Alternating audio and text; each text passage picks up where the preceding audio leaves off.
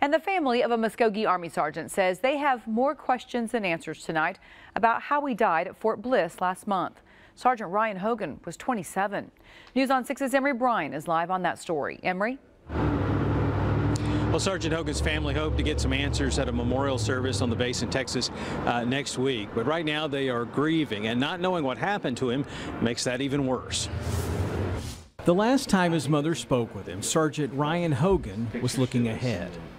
Coming home for Thanksgiving.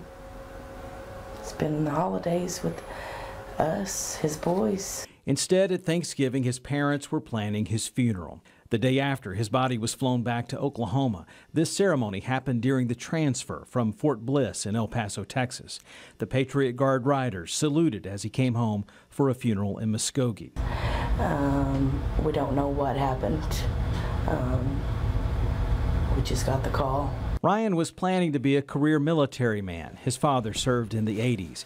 He wears an Army pin now, and they thought when Ryan was injured in training, he would be safe from the wars overseas. Big weight was lifted, and I didn't have to worry about that part anymore. The Hogans have the flowers from his funeral and the flag from the casket. They have memories of him and hope to learn more about their son's final days at a memorial service at Fort Bliss next week. And it's important to the family that people know their son's heart. He loved his country and he loved his family, and he was doing what he thought was right for America.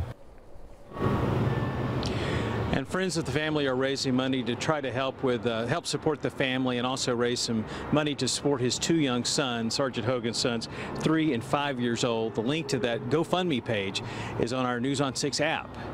Reporting live on the scene on the story, Emery Bryan, News on 6.